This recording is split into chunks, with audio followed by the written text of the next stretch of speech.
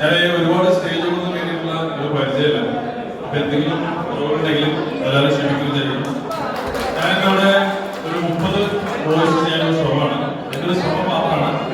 എത്രത്തോളം ചെയ്യുന്നത് നിങ്ങൾ തീരുമാനിക്കും. അപ്പൊ എന്തായാലും നല്ല സപ്പോർട്ട് ഉണ്ടാവണം. ഇഷ്ടപ്പെടുകയാണെങ്കിൽ കൈയടിക്കുക. Thank you. ആദ്യത്തെ ഞാൻ നമ്മുടെ ലാലുല സാറിന്റെ വോയിസ് തുടങ്ങാം. പോകണ്ടേ അവിടുന്ന് തലയുകൊത്തി ചാടണ്ടേ, രണ്ടാം തൊണ്ടിലേറി പോകണ്ടേ അവിടുന്ന് തലയുകൊത്തി തലയുകൊത്തി. എടാ പൊന്നുമണി രാമകുട്ടി ഒന്ന് ഏറ്റുപിടിക്കട. അദ്ദേഹത്തിന്റെ നിറം എന്ന മൂവിയില് ആ ഒരു ക്ലൈമാക്സ് ജസ്റ്റ് ചെയ്ത് നോക്കാം. പനി പോയില്ലടാ, പോകാൻ തോന്നുന്നില്ലല്ലേ? സാരില്ല, അതങ്ങനെയാ. ഇനിയുള്ള സമയം പല ട്രെയിനുകളും വരാൻ ബാക്കിയുണ്ട്. നിങ്ങൾ രണ്ടുപേരും കൂടി നന്നായി വിസ്തരിച്ചിരുന്നു ആലോചിക്കുക. എന്നിട്ടും പോകണ്ട എന്നാണ് തീരുമാനമെങ്കിൽ ഈ പപ്പയും അമ്മയും കൂടെ വീട്ടിൽ എടാ മനെ മകൻ, ഞാൻ പണ്ടേ പറഞ്ഞിട്ടില്ലേ, നിങ്ങളെപ്പോൾ ഈ ലോകത്ത് നിങ്ങൾ മാത്രമെന്ന്. ഞാനെന്റെ ഹിറ്റല്ലല്ലോ അതോടെ എന്നല്ല കടകൾ പറയുന്നത്.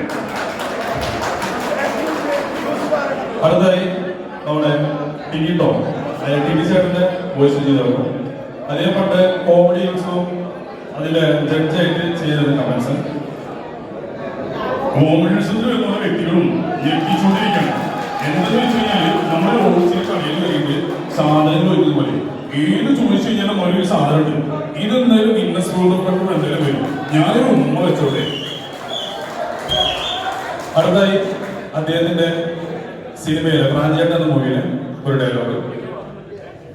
ഹലോ ജോസ്കോപ്പല്ലേ? അതെ, ഈ സംശയാസ്പദമായ സാഹചര്യത്തിൽ നിങ്ങളുടെ മാറിയില്ലല്ലോ. മോഹൻ ഡോക്ടർ ഒരു അരിഫ്രാഞ്ചിന്റെ വീട്ടിലേക്ക് കയറി പോകുന്നുണ്ടല്ലോ. വെറുതെ ഒരു കുടുംബം തകർന്നു വെച്ചപ്പോ അതിനെ സമ്മതിക്കില്ലേ? ഭാര്യ വിശ്വസിക്കുന്ന തെണ്ടികള്.